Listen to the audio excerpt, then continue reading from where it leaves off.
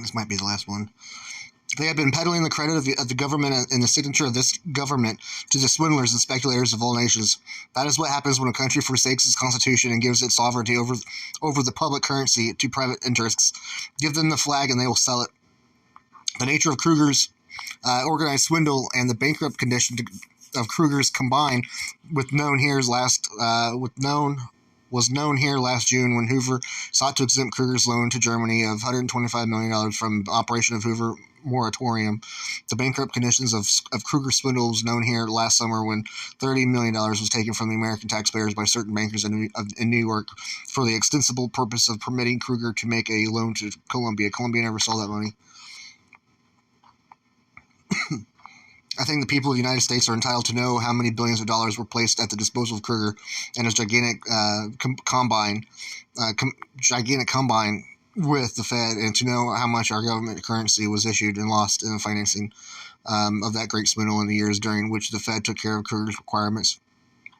A few days ago, the President of the United States, with the white face and shaking hands, went before the Senate on behalf of the moneyed interests and asked the Senate to levy the tax on the people so that foreigners might know that these United States would pay its debt to them. You should read that again. Most Americans thought it was the other way around. What does these United States owe for foreigners? When and by whom was the debt incurred? It was incurred by the Fed when they peddled the signature of the governments to foreigners for a price. It is what the United States government has to pay to redeem the obligations of the Fed. If that's not sinking into you, what they're saying is that we are sureties of the Fed's debt. They hypothecated our sweat equity and our children and our lives as evidence of the debt. That's why so many people are thrown in jail.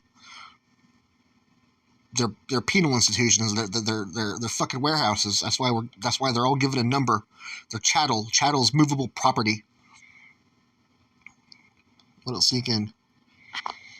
Are you gonna let these thieves get off scot-free? Is there one law for the looter who drives up to the door of the United States Treasury in his limousine, and another for the United States veterans who are sleeping on the floor of the dilapidated house out on the outskirts of Washington?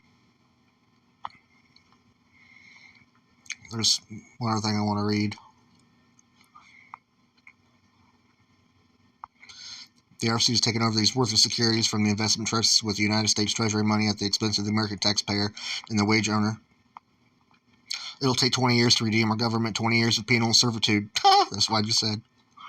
To pay off the gambling debts of the traitorous Fed, and to earn again that the vast flood of American wages and savings banks deposited, bank deposits, the United States government credit, which the Fed exported out of this country to their foreign principals. The Fed lately conducted an anti-hoarding campaign. Then they took out the extra money which they had persuaded the American people to put into the banks. They sent it to Europe along with the rest. In the last several months, they have sent, $1.3 billion in gold to their foreign, in gold, in gold.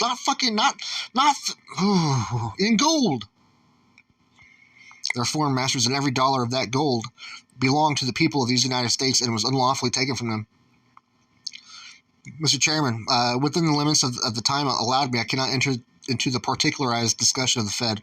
I singled out the Fed currency for a few remarks because there was lately been some talk here of fiat money. What kind of money is being pumped into the open market and through it into foreign channels and stock exchanges?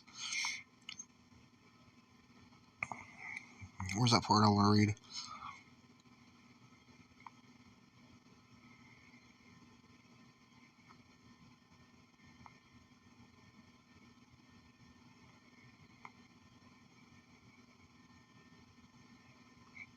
The man who deceives the people is a traitor to these United States.